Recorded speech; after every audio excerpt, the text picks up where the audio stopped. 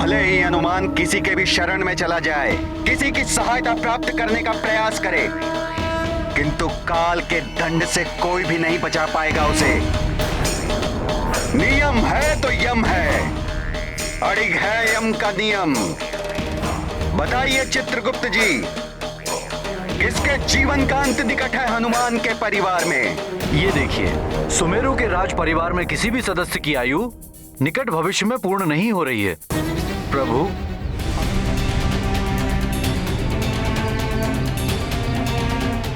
हनुमान,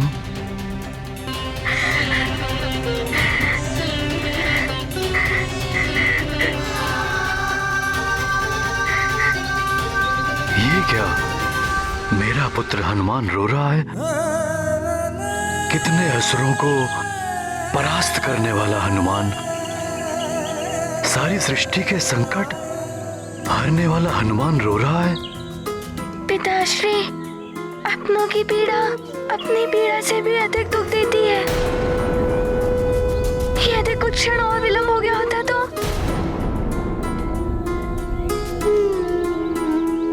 पुत्र,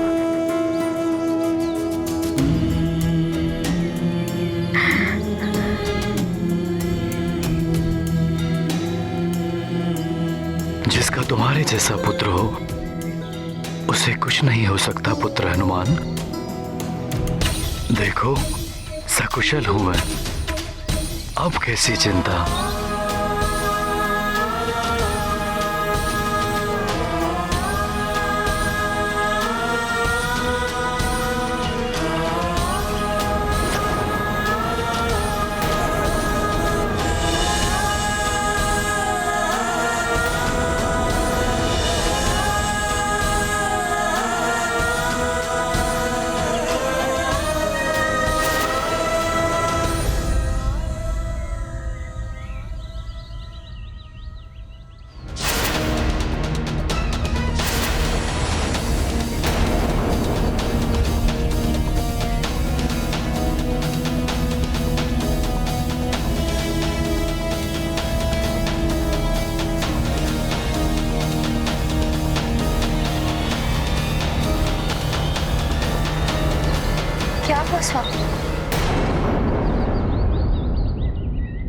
ये ध्वज, वो भी उल्टा, ये तो बहुत बड़ा अपशकुन है। मात्र गिरा ही तो है, इसमें अपशकुन कैसा? इस प्रकार की घटनाएं संकेत होती है भविष्य में होने वाले अच्छे बुरे समय का। इस राजकीय ध्वज का इस प्रकार उल्टा गिरना, वो भी राजा के ऊपर, ये तो अशुभ संकेत है भविष्य में होने वाली अनहोनी का। अंजना, तुम छोटी छोटी बातों पे भयभीत हो जाती हो। ये तो मात्र एक संयोग था। मैं घायल हो जाता यदि हनुमान समय रहते नहीं आता तो।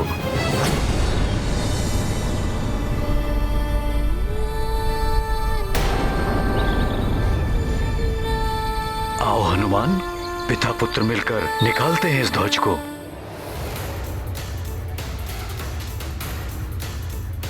माँ, आप चिंता मत कीजिए, आपका संकट मोचन हनुमान इस अपशगुन को अब शगुन में बदल देगा। आप अपने अश्रु पोंछिए।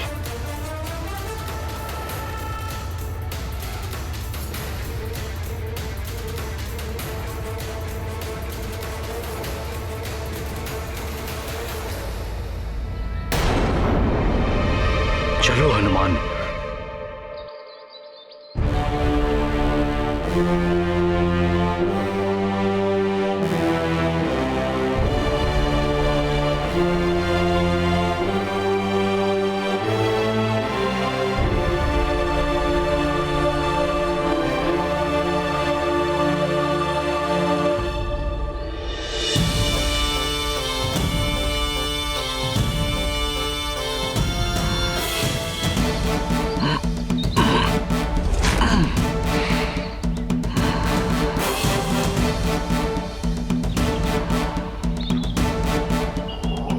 ये लो ध्वजा।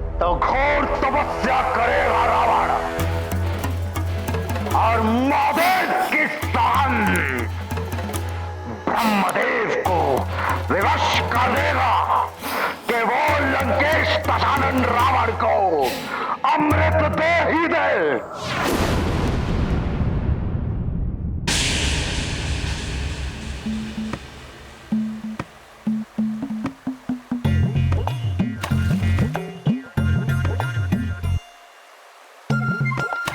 मित्रों, अब तो बताओ कि हम कौन सी क्रीड़ा का आनंद लेंगे। कहो तो लुका छुपी का खेल खेले, किंतु बंदूक प्रहार कैसा रहेगा? थोड़ा ज्ञान मुझसे भी ले लो, हम सब मल्लयुद्ध करें, हम भी तो बड़े हो गए हैं। आज हमारा मित्र हनुमान किन विचारों में खोया है? कोई समस्या है क्या हनुमान? हाँ मित्र, बताओ, कोई चिंता सता रही है क्या?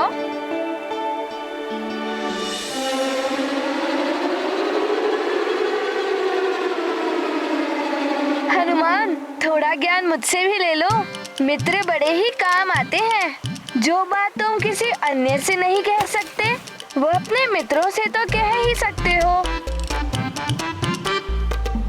बोलो हनुमान।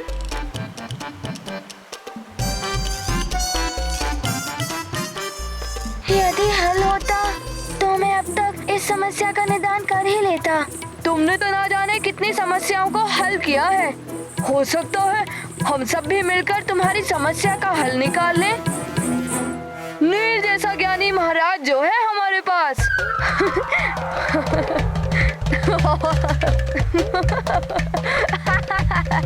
बताओ वत्स, क्या समस्या है तुम्हारी?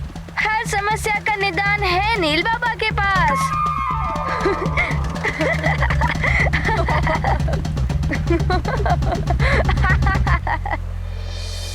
यदि मेरी माँ और पिताश्री को ये बात ज्ञात हो गई तो वो बहुत दुखी हो जाएंगे। मैं उन्हें और दुखी नहीं करना चाहता। चिंता मत करो वत्स, तुम्हारी समस्या मेरे और मेरे इन शिष्यों के अतिरिक्त कहीं और नहीं जाएगी। तुम निश्चिंत होकर अपनी बात बोलो पुत्र।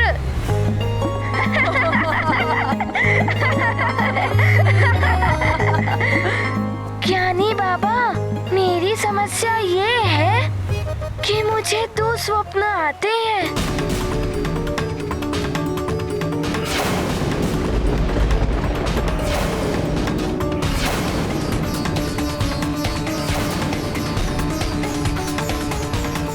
समस्या तो बड़ी गंभीर है वत्स, मुझे चिंतन करना होगा।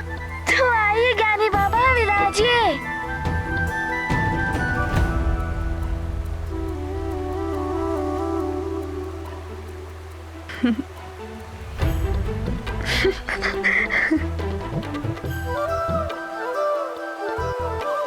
कुछ हल मिला ऋषिवर?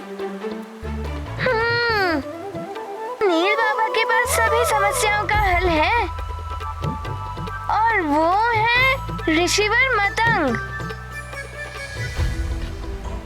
ऋषिवर मतंग तो त्रिकालदर्शी हैं। वो तुम्हारे इस भयानक स्वप्न के बारे में कुछ न कुछ बता ही देंगे। कालदेव के दंड के विषय में कुछ न कुछ तो इंगित कर ही देंगे। तो अभी चलते हैं ऋषिवर मतंग के पास। चले? हाँ, चलो।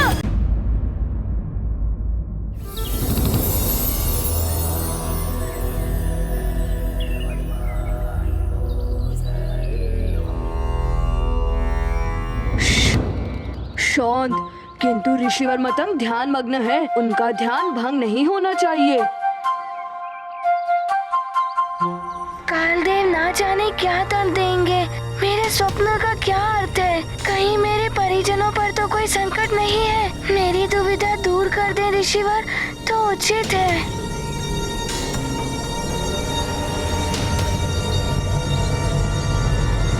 हनुमान, आओ पुत्र।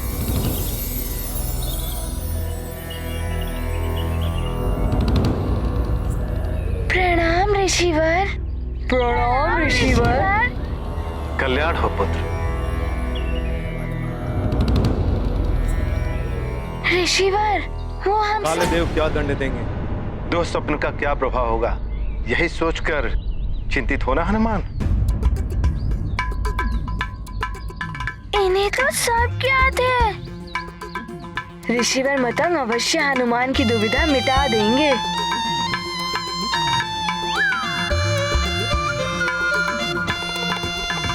तुम्हारी चिंता अकारण नहीं है पुत्र हनुमान।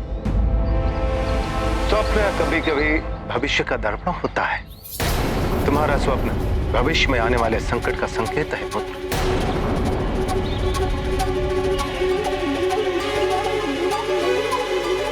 ऋषिवर मतंग, मैं किसी भी संकट का सामना करने के लिए प्रस्तुत हूँ, किंतु मेरे कारण मेरे प्रियजनों को कोई कष्ट नहीं होगा ना?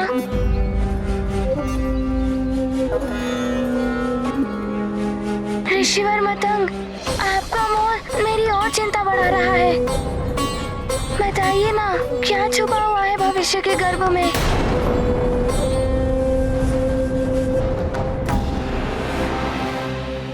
हनुमान, छत्र लगा लो तो धूप से रक्षा होती है। जल भंडारण करके चलो तो मरुथल भी पार कर सकते हो। पुत्र, समय रहते ही उपाय कर लोगे तो संकट से मुक्ति मिल सकती है, अन्यथा काल का दंड तुम्हारे लिए बहुत बड़े दुख का कारण बन सकता है। कितना भयंकर होता है काल का दंड, जिसका अनुमान भी नहीं लगा सकता है हनुमान। ये तो सत्य है महाराज कालदेव, किंतु आपने क्या सोचा है दंड के विषय में? चित्रगुप्त जी, आप भविष्य संहिता में देखकर बताइए कि हनुमान के परिवार में किसकी मृत्यु निकट भविष्य में होने वाली है।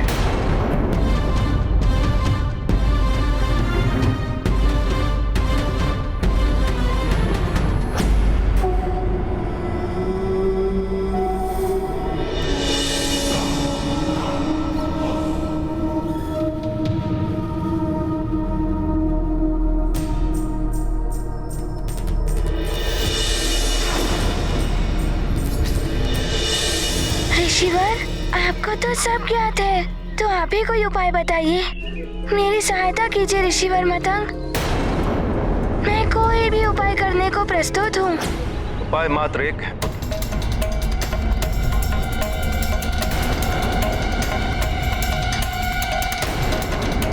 मृत्युंजय महादेव की शरण।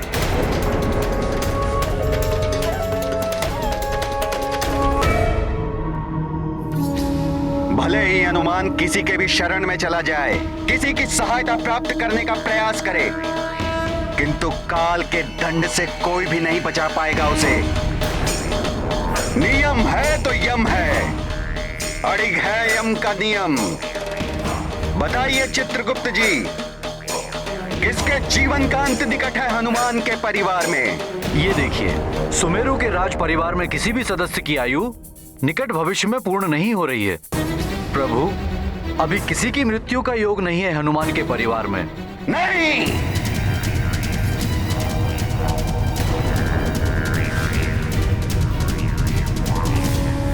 यदि मृत्यु योग नहीं है तो बनाना होगा मृत्यु का योग। ये क्या कह रहे हैं महाराज कालदेव? कहीं आप अकाल मृत्यु की? अकाल मृत्यु,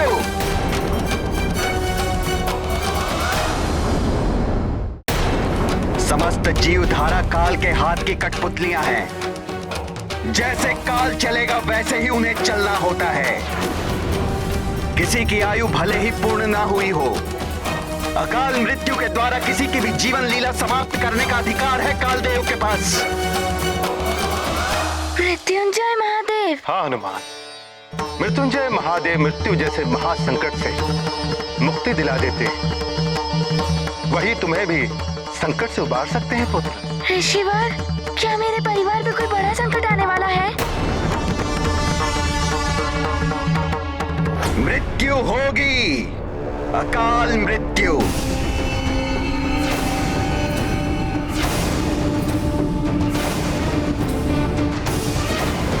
हनुमान के पिता की हनुमान के पिता के पिता के पिता के।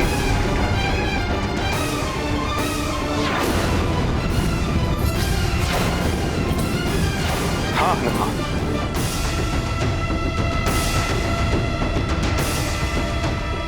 संकेत तो संकट के ही है।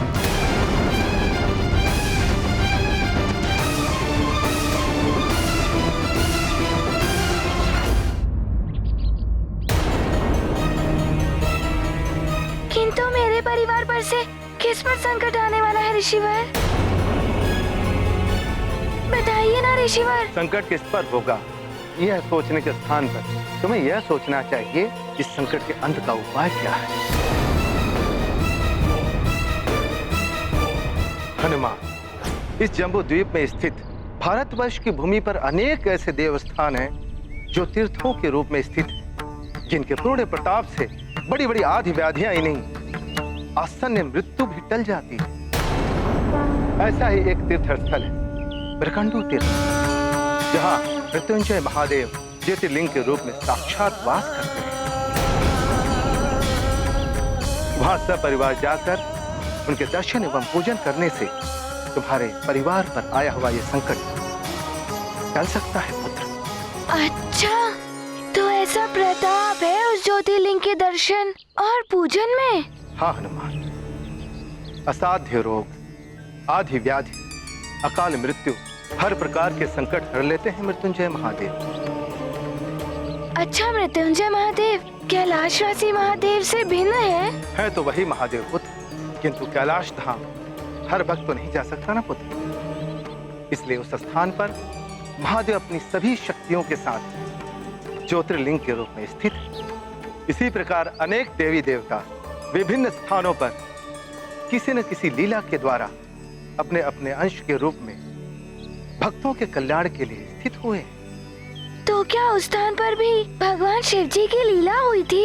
हाँ पुत्र, उनका ये मृत्युंजय महादेव नाम एक बालक के कारण पड़ा। एक बालक के कारण? एक बालक? ऋषिवर, आप मुझे उस बालक की कथा सुनाइए। कदाचित वो सुनने से मुझे कोई उचित मार्ग मिल जाए। अच्छा, सुनाता हूँ। आओ उस वृक्ष की ओर चलते हैं।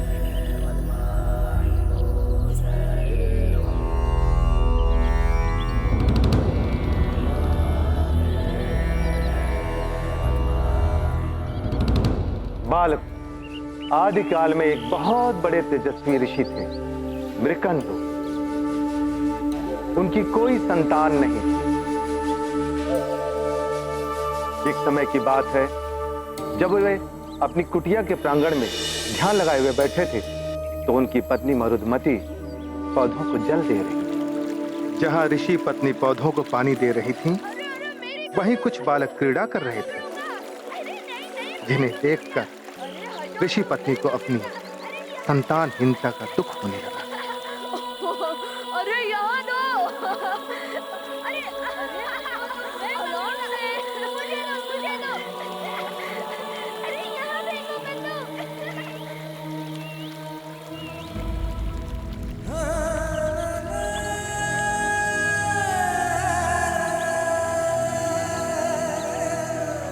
मरुदमती,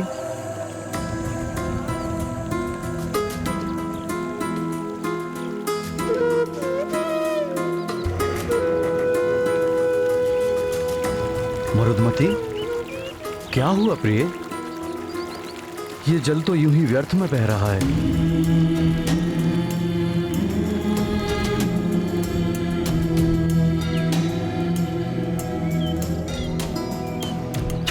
तुम्हारी पीड़ा मैं समझ सकता हूं मरुदमती।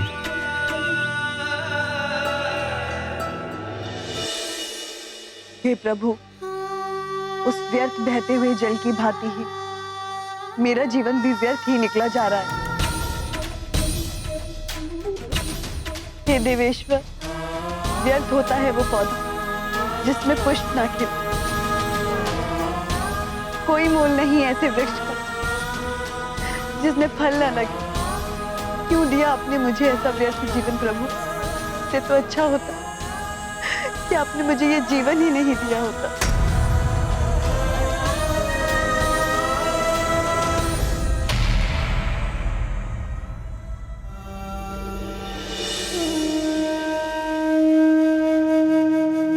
मरुदमती, उठो प्रिय।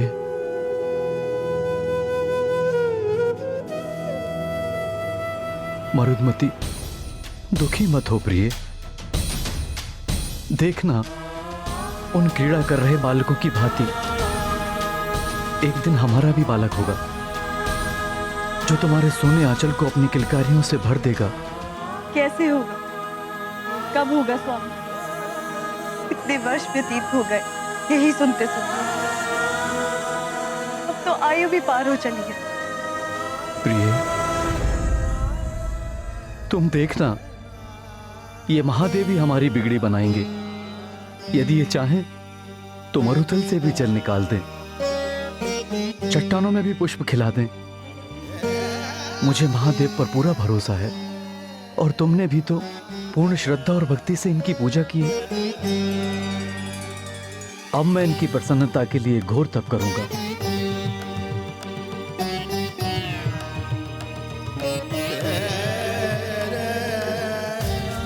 ये भोलेनाथ अवश्य ही अपने प्रसाद से तुम्हारा आंचल भर देंगे। हाँ, मेरी माँ भी मुझे कभी कभी कहती है कि मैं भी भोले बाबा का ही प्रसाद हूँ। और फिर क्या हुआ? क्या भोले बाबा ने उन्हें संतान का वरदान दिया? हनुमान, तुम्हारे भोले बाबा तो सबकी मनोकामना पूर्ण करते हैं। उन्होंने ऋषि मृकंडू को भी वरदान दिया, किंतु वरदान सहजता से नहीं मिलता। उसके लिए उन्होंने वर्षों तक कठिन तपस्या की, वो भी बहती हुई झील में एक पांव पर खड़े रहकर।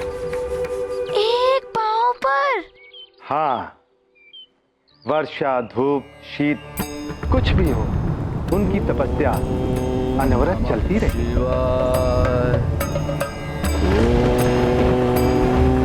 नमः शिवाय, ओम नमः शिवाय, ओम नमः शिवाय। दिन निकले, मास व्यतीत हुए, ऋतुएं परिवर्तित हुई। वर्षों की घोर तपस्या के पश्चात अंततः वो दिन भी आ गया जब उनकी तपस्या अपने चरमोत्कर्ष पर पहुंच गई। ओम नमः शिवाय, ओम नमः शिवाय, ओम नमः शिवाय। नेत्र खोलिए ऋषिवर मृकंडू।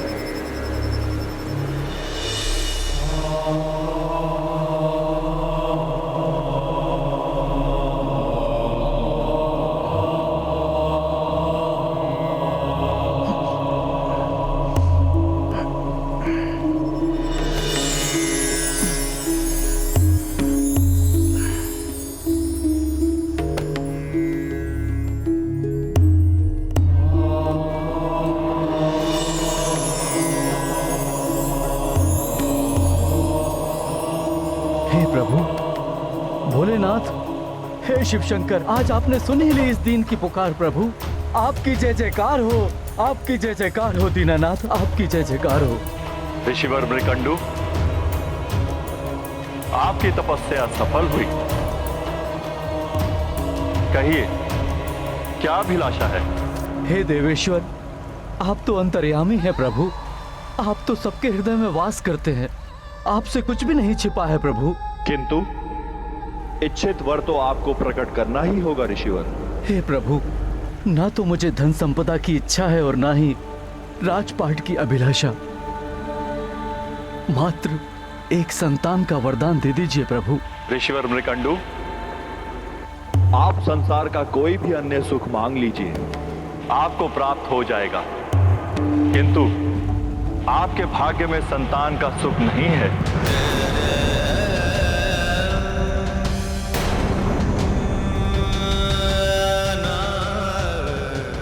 आप तो सर्वसमर्थ हैं प्रभु, किंतु यदि भाग्य की ही बात है तो उसे अपने कर्म और तपस्या से परिवर्तित किया जा सकता है प्रभु। मैं और घोर तप करूंगा भगवान। मुझे तपोफल के रूप में मात्र संतान की अभिलाषा है। आपको और तपस्या करने की आवश्यकता नहीं है। आप तपोफल के अधिकारी हैं। मैं आपको पुत्र प्राप्ति का वरदान भी दूंगा,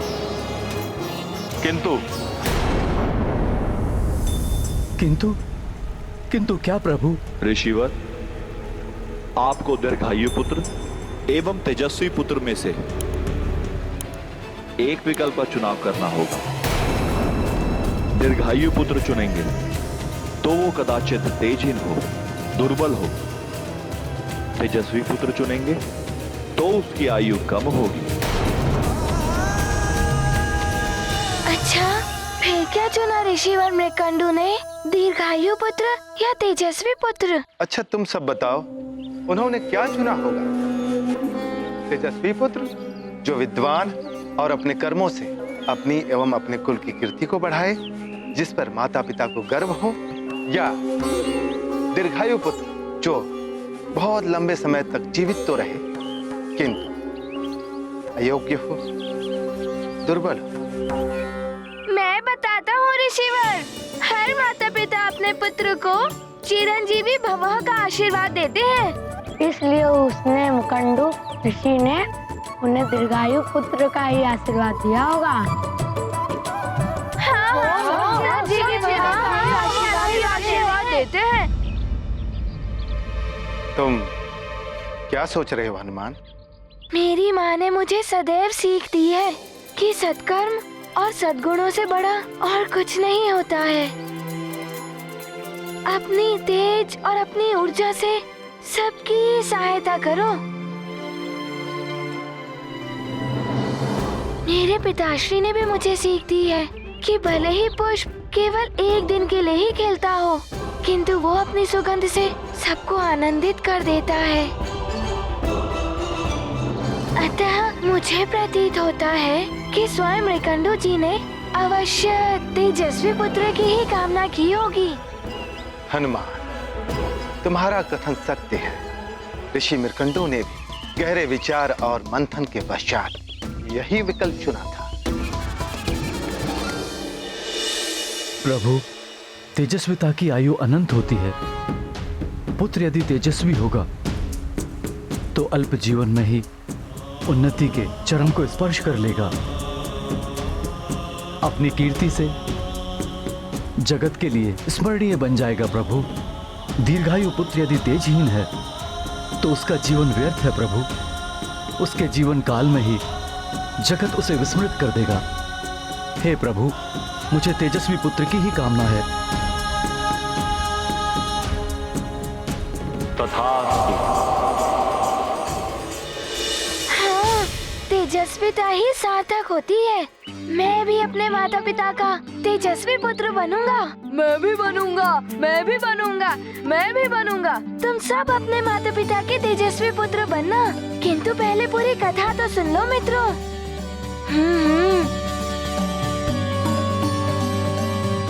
फिर क्या हुआ ऋषिवर? फिर कुछ समय के पश्चात मृकंडू ऋषि एक पुत्र के पिता बन गए। उनकी पत्नी पुत्र को पाकर सारा दुख भुला बैठी।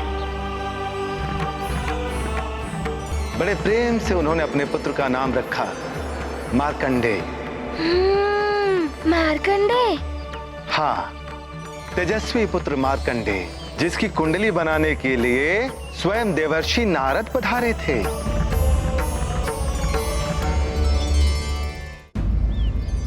बालक मार्कंडेय, तुम बहुत भाग्यवान हो। स्वयं देवर्षि तुम्हारी कुंडली बना रहे हैं।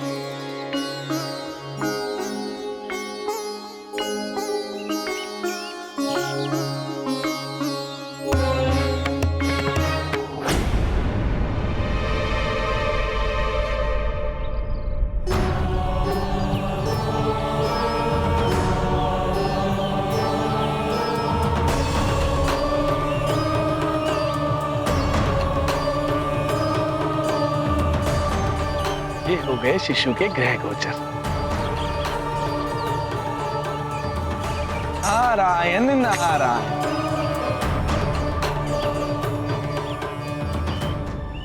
ऋषिवर में कंडू, सूर्यदेव के समान तेजस्वी है आपका पुत्र मार्कंडेय।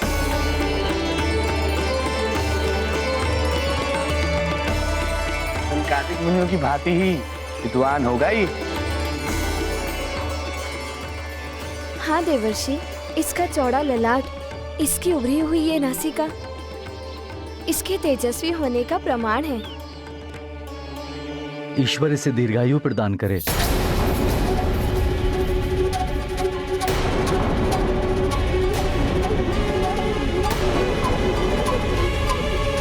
देवर्षि, आपके मस्तक पर ये चिंता की रेखाएं? सूर्य को अनायास ही ग्रहण लग जाए तो चिंता तो होती है ऋषिवर। कुंडली के अनुसार मार्कंडेय अल्पायु का बालक है। अल्पायु? ठीक से देखिए देवशी, कहीं आपकी गणना में कोई त्रुटि? कोई त्रुटि नहीं है देवी। मार्कंडेय की आयु मात्र 10 वर्ष की है।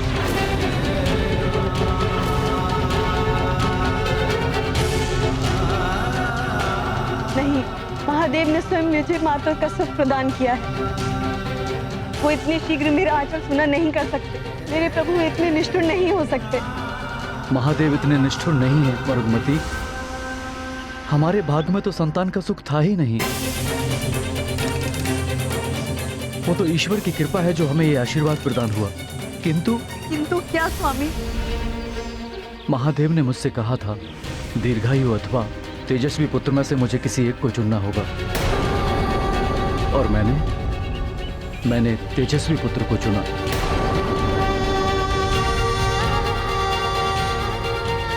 किंतु मुझे यह ज्ञात नहीं था कि आयु इतनी अधिक अल्प होगी।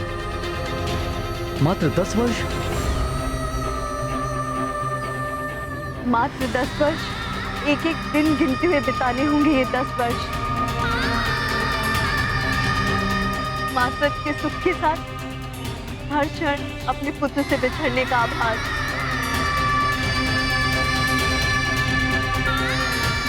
ये वरदान है या अभिशाप?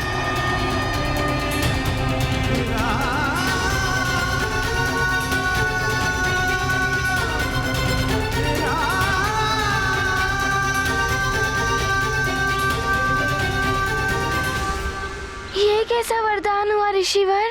इतनी अल्प आयु, मात्र 10 वर्ष। 10 वर्ष तो बाल्यावस्था में ही निकल जाते हैं। 10 वर्ष की अल्पायु में कोई कैसे हो सकता है तेजस्वी बालक? क्या सेवा कर पाए होंगे वो अपने माता पिता की?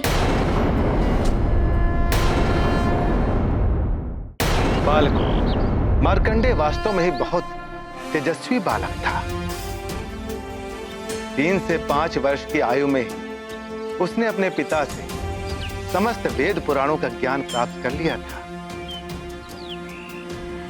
माता के आंचल का सुनापन मिट गया था। पिता को भी एक ध्येय मिल गया था। उनके जीवन को जैसे एक नई दिशा मिल गई थी एक बालक के आने से।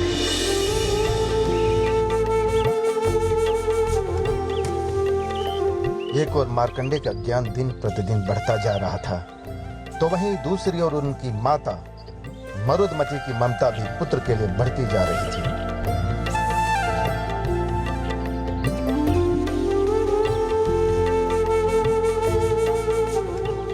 मन और पवन खिल उठे थे ऋषि मृकंडू और उनकी पत्नी के। 5 वर्ष का मार्कंडेय अपने माता पिता की सेवा में लगा हुआ था। दौड़कर पुष्प लेकर आता पूजा के लिए, यज्ञ की वेदी सजाता, मां से पहले ही भागकर जल लेकर आता। अपनी माता पिता की सेवा में उसे बहुत आनंद आ रहा था।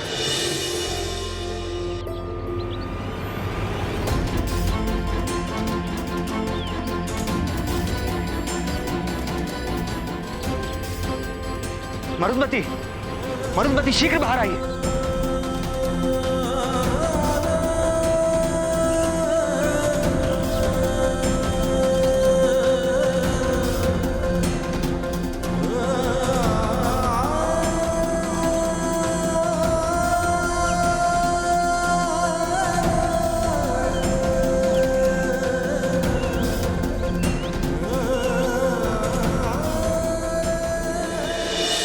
सत्य है ऋषिवर, अपने माता पिता की सेवा करने में तो मुझे भी बहुत आनंद आता है।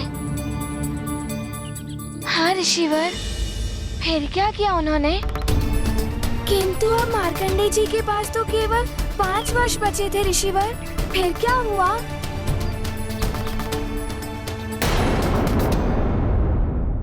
राम भक्त महाबली हनुमान को जानना हो तो चैनल को सब्सक्राइब करें और बेल आइकॉन दबाना न भूलें।